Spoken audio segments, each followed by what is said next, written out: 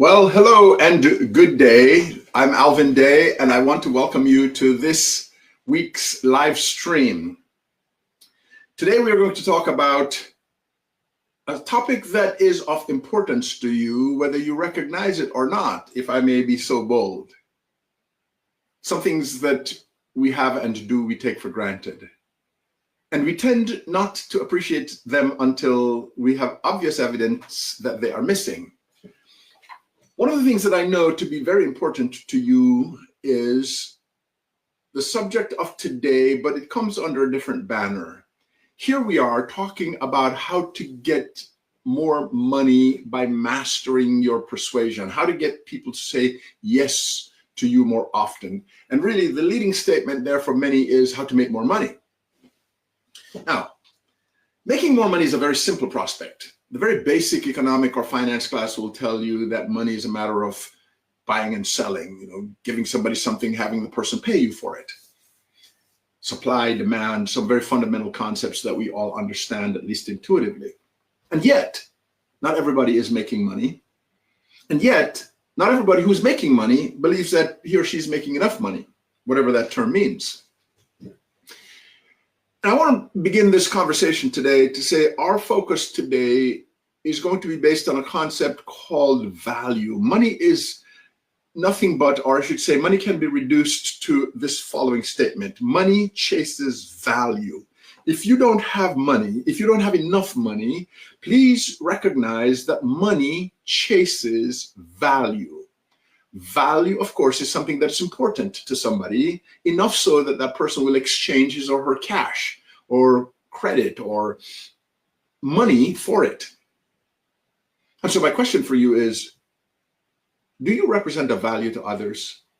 What is there about you that others would find valuable? And if you have value, and I'm sure you do, is it being exercised and communicated and dispensed and provided in such a way where people are actually paying you for it enough for you to feel that it is commensurate with the value you represent? Let me say it a different way. Are you making enough money? Why not? And again, if I may be so bold, if you're not making enough money, it is in part at least because you are not delivering enough value to the world that gives you money. Whatever you want to buy in life requires that you pay a price. If you want affection, if you want love, if you want companionship, all of them have a price and you have to pay for those. Those things are valuable to you. You must give something in exchange for it. So this conversation is not restricted just to money, but the principles are the same. If you're not making money, if you're not making enough money, the first consideration is, of what value are you to the people who have the money that you want? What do you want in life is another question I will ask you. And so now we're focusing on money. If you don't have enough of what you want, typically, generally, in the large majority of cases, the thing that you value and want is in the hands of other people. It is true for money, but it's true for affection, it's true for companionship, it's true for recognition. Other people have what I treasure most. I want to have economic freedom. Well, there are people who have more money than is necessary for me to get economic freedom. I want companionship. I need it with people. Of course, these days people are turning to pets, but you have to persuade your dog that you're a likable person for the dog to want to hang around with you. So there's still persuasion there. And so the whole thing gets boiled down to the notion that if you don't have what you want, you have to get really good at asking for it. And to be really good at asking for it, you have to be persuasive. Some of us don't know what we want. Some of us know what we want, but we don't have it. Some of us have no value to impart or not enough value to impart, but so many of us don't know how to ask for it. And so today I'm going to talk with you about persuasion. What would you do if you could get twice as many people to say yes to you because you're so persuasive? For what would you ask? I've come to realize that it's not difficult to get twice as many people to say yes to you as presently say yes to you, because I've spent many years looking at it. And sometimes the switch that it takes for somebody to go from no to yes is just so simple. just by you understanding more about the human mind and about what value is. And so we're going to talk about that today. I have come to realize, after going through the process years ago of writing this book, Persuasion Power, that deals with the whole psychology and pragmatics and finance and everything about persuasion to get what you want. Where is it? What do I want now? I want to find, nope, not that one. Yeah. When I wrote this book, Persuasion Power, and I did all the research to corroborate what I had learned, I came to understand that persuasion is extremely important and it can be very simple. And one of the things that I know is when you master it, it is extremely powerful. So powerful that when people read this book, Persuasion Power, which you can see on my website, alvinday.com, I warn them not to use what they learned to manipulate people. Because there's some simple triggers in the human mind, which when pushed, when pulled, will cause people to desire to say yes to you. And so I warn people, be careful when you learn these things. Use them with good purpose. Now, one of the reasons why many people are not good at persuasion is because we have learned some things that need to be unlearned. Some things we ought to have learned in school, we learn sometimes the very opposite, or in society, or at home. And so today I want to talk with you about 5 myths and misconceptions that cause people not to get what they want and subsequently not to get enough affection, companionship, recognition, results, and importantly, money. If you want financial freedom, you must be a master at persuasion. That does not mean the gift of gab. It doesn't mean it's only for salespeople, not at all. Because if you're only leaving persuasion to the ones who are selling widgets, cars, and blankets and shoes, then you are in a real world of hurt. Let's talk about some of these misconceptions and myths and misconceptions that hold us back from what we desire in life. One of them is the following. You want something from me and you tell me how important that something is. Man, the reason I want you to do this is really important. It's going to contribute to the profit of the company. It's going to prevent the house from blowing down. It's going to cause this to happen. It's really important. Would you do this for me, please? And I've seen many people seek to get what they want by heightening the importance of it, And here's the missing piece. Importance to whom? And most of the times, it's important to the one who's asking. Man, it's going to rain tomorrow and we need this umbrella fixed because this umbrella is missing a spoke and the water's coming through. It's really, really critical because my skin doesn't, I've got this thing I can't do water on. My hair was just done and I can't get it messed up because it's cost $100 to do my hair. It's really important. Can you please do it? Important to whom?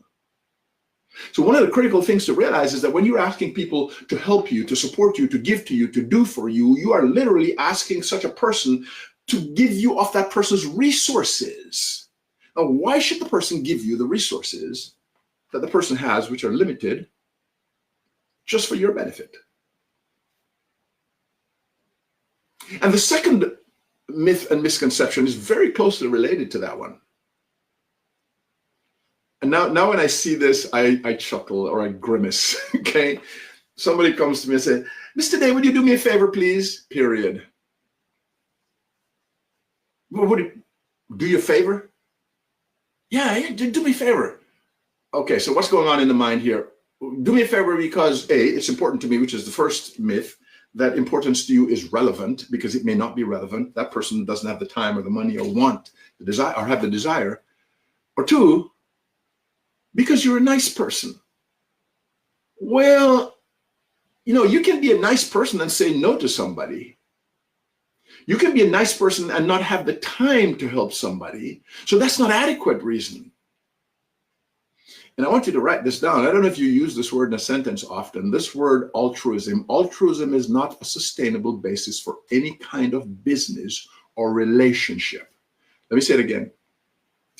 Altruism is not a sustainable basis for any kind of business or relationship.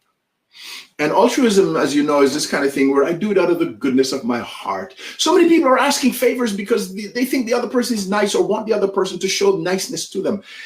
And it's, every now and again people will do that and they'll go overboard to help you, not asking anything back, but it is not sustainable. If you want to build a system that is dependable for you to support you in the future, if you want a system of financial independence, you have to build it on something better than altruism, because the people who are giving to you what you want, the systems that are giving you money, they want something back.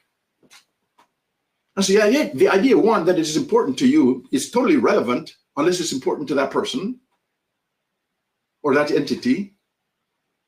And the fact that that person may be a good-hearted person who really wants to help isn't going to serve you tomorrow, even if it serves you today. Yeah, you can put some pressure on the person, you can call in your chips, you can smile and all of that, but the person might do it for you today. It is not sustainable. It's like winning the lottery. Somebody steps outside of the bounds of logic and does something superlative and wonderful and great for you. But it's not going to happen tomorrow unless that person is getting something out of it. So let me go back and put these two together. You want financial independence? Or you want to make money? From whom do you want to make money? A company? A job? A person? If you want a raise in your company, do not fall prey to the idea that, well, a year has passed and, we should get some kind of adjustment for the new year. I hear that a lot with my clients. As you know, I deal with large corporate clients, and there are always people who believe that at the start of a year or at the next performance appraisal cycle, they should be considered for a raise. Well, very few, if any, of these people, when asking or thinking to get a raise, ever ask themselves, if I got $80,000 last year for my work, and I want $85,000 or $90,000 this year, what additional contribution am I proposing or have I been making to the company that would justify my getting the extra $10,000? The reason I call it a myth and misconception is because most people don't think this way. They think they deserve it by tenure, by longevity, by experience. No, but the system does not work that way. You pay for what you want. You pay in effort, you pay in commitment, you pay in delivery, you pay in results. So I hate to step on your toes if you're in that place of entitlement and favor where you think that you're supposed to get a raise just because another promotion cycle or another year has come up or another appraisal cycle has come up. We have to consider the value that we represent to a company and the incremental value that we represent that would therefore justify why they need to pay us more. Or maybe the anticipated value because they see your direction, they see your growth and your development, and they say, yes, you definitely have the raw material. You will make a difference for us next year, even if you haven't yet. They have to see that value coming or having seen it already delivered. So a lot of folks in corporate are working their fingers to the bone, and they're staying late, and they're cranking out hours, and they're doing projects, but they're not really delivering additional value. They're just working harder. So you have to be able to measure your value. You have to be able to measure the value in terms of results that are important to the entity from which you want the money and the promotion. Now, these may seem like really simple things, but I say them with conviction because I've seen so many people violate these simple little principles. I've violated them in the past, and I know the results of doing so. So one, you want to get a raise. Do not think you deserve a raise unless you are delivering more to the company and you have better results. Okay, my shipment last year was 110% above the previous year, and the target was only 105. Man, I am making a difference in this company. Would you consider putting me in a better position, because that ability that I have to over-deliver when I get a bigger organization will be even more beneficial to the company? In the appropriate words, that is a good logical argument because it's kind for kind. I'm delivering more. I'm committed to delivering more. Would you consider delivering more to me? And most times you don't even have to ask because the company is looking for high performers. Yes? The other thing that you have to be aware of, since money chases value, is that if you're delivering value and nobody knows about it, nobody's going to pay you. When I was working for Procter & Gamble, which I did for 10 years, I did not understand the value of documenting my work. I used to work till 2 o'clock in the morning. I still do. When I was on the job for some other company, some Fortune 50 company, and I'd work it and work it and work it. And when all the boys were gone playing golf with the boss, and I was sitting in the office with that long, the heavy compact computer, the big old computers back in the 80s, and I'm working. Nobody knew I was doing it. Now, so what do you do? Just go tell everybody that you're working hard? No. What I learned to do, and I learned it after Procter & Gamble, because corporations don't teach you this, was to document all the results generated and share those results in writing. Now, the way you share them in writing is not to send a letter to your boss to say, you know, boss, I've worked until 2 o'clock over the last month every day for 20 days, and I generated this result. No. What I learned to do, and I learned this later when I moved from Procter & Gamble, I went to Bristol Myers Squibb, because I had worked in between those two companies. I worked at a little consulting company where I really understood value. Imagine a little consulting company in Connecticut that was getting Nestle to pay $350,000 for a project. This company understood value. So when I got to Bristol Myers Squibb, I learned how to communicate my contribution parenthetically by giving credit to others. So I am working on a project for the CEO of this Bristol Myers Squibb division called the Dracket. It's really important to the company. I'm up late at night working on it. We're starting to get a little bit of breakthrough with Dominic's in Chicago. And John, my assistant, is there with me. So I send a letter to the president that commends John for his great work and for his insight and ability to use and deliver numbers. And as a result of John being there with me, Dominic's has begun to say yes to the sale of Renews-It and the drain cleaner and so forth. And Mr. President, please send a note of congratulations to John. Now, when I do that, I display two particular skills of leadership. One of them is to show management that I'm not a selfish person. I'm willing to share the credit and give credit where it's due to John, which is great. But I'm also demonstrating, well, a number of things, not just two. I'm also demonstrating that I am making progress, that I am a leader, that I am part of a system that is delivering value to the company, is causing breakthroughs at Dominic. So a lot of little tactical ways, but the reason I'm on this curve right here is to show you that, or to express to you, one, that you have to represent value. Two, that the value has to be value that's pertinent to the person from whom, or the company from whom you want money. And three, that you have to be able to communicate and show and demonstrate that value, because if it's done in secret, who knows? Who cares? And that's why I think, and by the way, that situation actually happened in a slightly different version, but I was giving credit to everybody who worked with me. And the company saw that my project was working. And then ultimately when Dominic said yes, and Hannaford Brothers said yes, and Kroger said yes, and so forth, I had real measurable results to deliver. But along the way, I was developing momentum because I was giving credit to my people and I was the leader. And so you have to be able to identify the worth of communicating that value in such a way where your economic worth to the company is evident. Do they always pay you more right away? No. But the system works over time. The same is true, by the way, if you're in your own business. You're starting a business. You have to be able to communicate value to your customers, value to your clients, value to your suppliers. But those are the first couple of myths I wanted to deal with. I don't know if you can resonate with this or if you have any questions, but if you do, you can go ahead and put them in the chat in Facebook. All right, so those are a couple of myths. Now, here's another myth that I think is really critical, especially in the corporate world. And we get this from our authority figures, telling people what to do because you're the boss, being authoritarian, making it imperative, mandatory that it be done. And you know the sad part, it actually works. It works. I have a client that is in the financial sector, and they're a pretty successful company.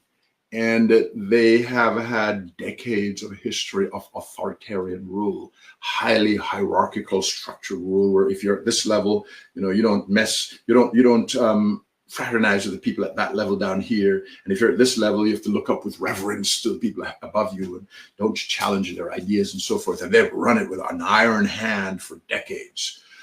So the sad truth is authoritarian rule actually works. And I dare say it works in political systems, especially. You go to North Korea, it's a tightly run ship. You don't mess with the boss. And I don't mean the leader of the country only. I mean the entire structure of an authoritarian nation is based on, saying it and making it happen because you're at a higher rank. You go to Russia right now. Russia is highly organized. One of the reasons why China is a great country, and I've been there working with clients there, is that they have a group of people who will march when the leader says march. And if anybody should get out of line, they will mow them down in Tiananmen Square. Get myself into political trouble here. But it works because the people follow orders given to them by structures of authority levels above them. And who's to argue with that? But then in this client I mentioned, something really amazing has begun to happen. There is a generation of people called millennials and Gen Z and younger people who do not believe in the old system that our parents grew up with. And in my clients, when boss promises to penalize them and even fire them, they don't give a hoot. In fact, some of them walk away from the job. Literally, I'm coaching more than one, but I'm coaching this senior executive who has told me that a young lady has walked away from the organization, quit the job, and is staying home and doesn't even have another job yet. I ask, how can that be? Well, she's not satisfied with this and she's not satisfied with that. And she doesn't know where she's going to work yet, but she's just going to stay home for her own peace of mind. That's the present generation. They don't respond well to irrational authority that tells them to do things or authority that is not explained. They need to understand, they need meaning, they need purpose. Otherwise, they're not going to play. And if you're selling to them, they're not going to pay. You see my transition here? Authoritarian persuasion, if you can put those two things together, actually works. But it only works in very limited, highly controlled systems. And when it is applied today, because of the growth of the younger generation and the demise of the older generation accustomed to authority rule, you're not going to get success when you're marketing your ideas and your widgets, unless you can get around this thing about authority.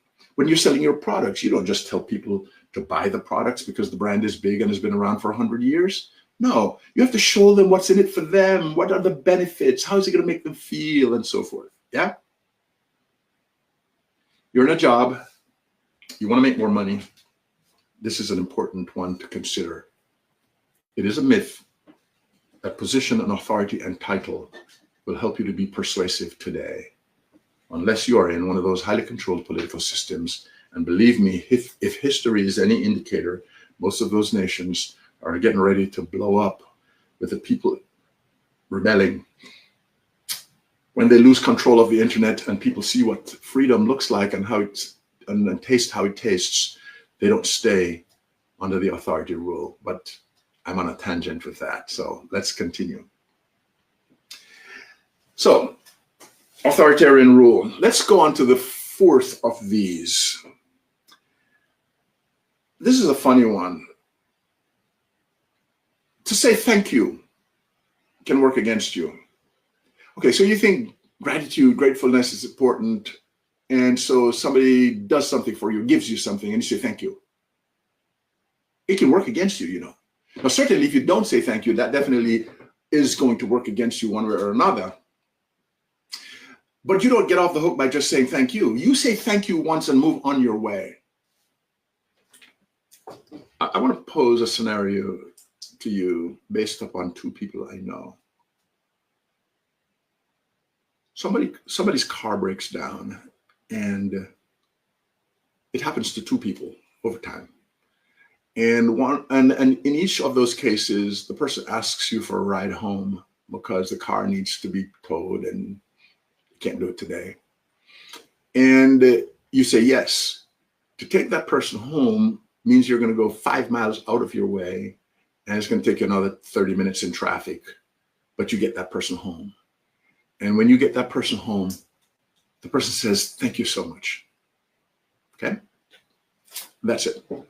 Everything's back to order. You go back to work and everything's fine. On another occasion, the same thing happens with another person. You go 5 miles out of your way, it takes you 20, 25 miles in traffic extra, but you get that person home. That person says, thank you so much. And the next day you go to work and that person looks at you with a smile and says, man, you're a godsend. I got to tell you, I don't know what I would have done without you yesterday. I said, no, it's nothing. He said, yeah, I know it's nothing for you because you're that kind of guy, but or that kind of lady. But it meant the world to me, and I will not forget this. And the week goes on and the month goes on. And then you go to a cocktail party and you're meeting strangers, clients, maybe prospective clients. And there's a prospective client there. And this person whom you gave a ride to whom you gave a ride, walks over with a very important high net worth individual. Let's say you're selling insurance. I says, I want to introduce you to my friend. This person is one of the greatest people I know. He's so selfless. He'll give beyond the call of duty. Let me tell you, he took me home one day when I was struck, nobody else would do it. He took him out of his way. He spent extra time. He spent extra money and took me home. And I have seen him deliver that level of kindness. I am pleased to introduce you to, and has you shake hands with that high net worth individual. Months pass, and you think of these two people. For which one of them are you more likely to do another favor? For the one who is just cut and dry, thank you very much. It's protocol, I need to say thank you. Goes on and never seems to remember that you did it, and never seems to extend the gratitude, and it's just a one-time thing. Or the one who lives reminding you of how good you are. Now, you may not think this to be very important, but the world is a circular place. Things come back on themselves. You tend to meet some of the same people again in different situations, and you may need people again. And your ability to extend gratitude, the way the second person does in my example, is a way of delivering greater value to the giver than the way the first person did it. Are you with me? Remember, money chases value. And the good things in your life that you want, they chase value. Companionship, love, friendship, recognition, respect. They chase value. These entities, these states of being that you want in your life, that are in the hands of other people, whom you must persuade to give them to you, they will give them to you if you give something back to them, if you are valuable to them. And I'm repeating myself when I say, they may just feel good one day and break the rule and give it to you. But if you want it ongoing, you keep giving value. So I want to go back to this fourth myth then. Do not be seduced by the idea that gratefulness means saying thank you, period, cut and dry, go on about your business. That's a measure of value to say thank you. It's better than not saying it. But if you want to give value that'll make you cherish in the hearts of your customers, your friends, people you just meet, you want to be grateful over and over. Let's talk about the practical ramifications in the money-making business. You're selling widgets. You write a book and you put it on Amazon or you put it somewhere, and somebody buys a book from you. And let's assume that you can, in fact, get in touch with that person again. You should have systems set up for that. A month later, you send a note to that person saying, thank you so much for supporting our business and purchasing this widget. I trust that you're enjoying it. Your interest keeps us in business. 6 months later, you send a flower, a picture of a beautiful flower, or you send a card to the person saying, we know that you were interested in XYZ subject, and we trust that what you received was very beneficial and has been beneficial for you. We want to serve you. In fact, here's a coupon for 35% off our next widget that will give you additional benefits in some area. And it's thank you. Thank you. We're here because you want us to be here. We survive because you support us. You see, now when you start giving that kind of value to your customers, then you begin to develop a relationship which can easily translate into financial support for your widgets. I know this. I know this in my bones, despite the fact that I violate that very principle myself. Because in the past, if I had begun, when I wrote my first book, If Caterpillars Can Fly, So Can I, if I had begun to do that, to send notes every certain number of months or weeks or months to my customers, I could have maintained a relationship with thousands and thousands of people, which along the way would give me the ability to introduce new value to them that they could have bought. And in those cases where I have done that, it has worked. And I've seen people who do it better than I do. The principle stands. Do not be seduced by the notion that gratitude means saying thank you. No, thank you is value, but it's a tiny one when it comes with 2 words. Express it different ways. Tell other people about how wonderful the person is. Send a gift of appreciation. Remind the person of how wonderful the person was when the person did this thing for you, and you will represent ongoing value. And from that value, you will gain benefits. Okay. Okay. I have one to go. I promised you that I do 5 myths and misconceptions today. And this one I regard as the Holy Grail. This is the Holy Grail. When you find it, it gives you, the old story, it gives you immortality or something wonderful. Or the fountain of youth. Well, this may not give you the fountain of youth, but in the world of persuasion, I regard this as the Holy Grail. It being so important, I will only be able to touch it lightly today because it will take more time than we have to do it today. I have a full day seminar that I do on this for my corporate clients, and I don't cover it all. So I'm only going to touch it today. I've written an entire book on the subject, and so I cannot do it all today. But here's the Holy Grail that we don't fully understand based upon our normal high school and college education. If you want people to say yes to you, you have to build a bridge between what you have and what hurts them. The pleasure of what you offer on a bridge to the pain that they feel. The Holy Grail of persuasion, getting what you want from others, is the pleasure and pain principle. It seems very basic. It seems very survivalist. But there's money there, there's recognition there, there's companionship there, there's love there. And as much as I can tell you today, it's wrapped up in these couple of things or so. You might think that the pleasure of the widget you have, the pleasure that your widget generates is so wonderful that you're going to sell it based upon the pleasure only. When you eat this, it's going to make you healthy. It's going to be wonderful. It's going to give you antioxidants. It's going to do all of these wonderful things, and it's going to make your body resilient, and your immunity system is going to be strong. And those are important things. So what I'm telling you is not new, but it may be a new angle for you that'll make all the difference in the world. If you sell it based upon the pleasure principle, that works, and it may work enough to make you get by, and you can make a decent living on that. But if you want more than a decent living, recognize that pain is a much more powerful motivator than pleasure.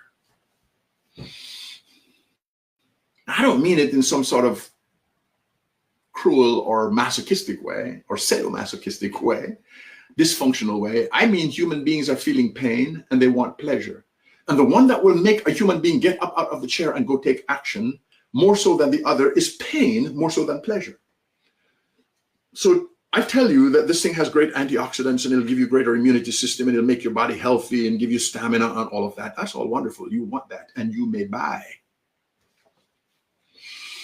But if I learn that you have a particular illness that causes you to stay up at night and you cannot sleep and you're miserable, and the diagnosis by the doctors is not pleasant, and when you're at work and trying to get things done, it gnaws at you and it bothers your mind. And when you're trying to focus on a project, you're distracted and you cannot do excellent work because of this pain that even as you work is bothering you right now. And gently, I touch it and say, I understand. And there are hundreds of thousands of people who are suffering from the same kind of issue. And the reason I'm here is I have something that I know is going to work to remove that pain and to heal that malady, that sickness. Trust me when I tell you, and I can give you data on it, but not today. You can send me and I'll give you research on this.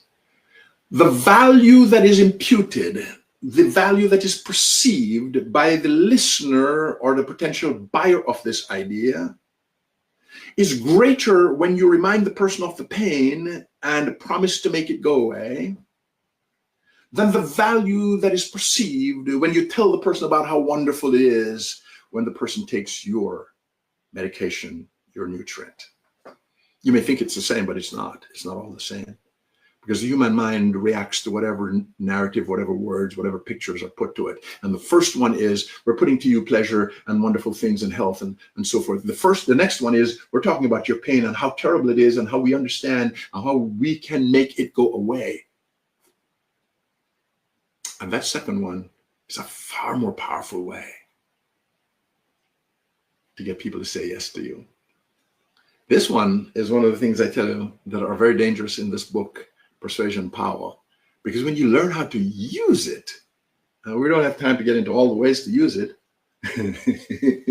People gladly say yes to you for things that they didn't know they wanted to say yes until they learned how to push the right triggers, push the right buttons, to pull the right triggers.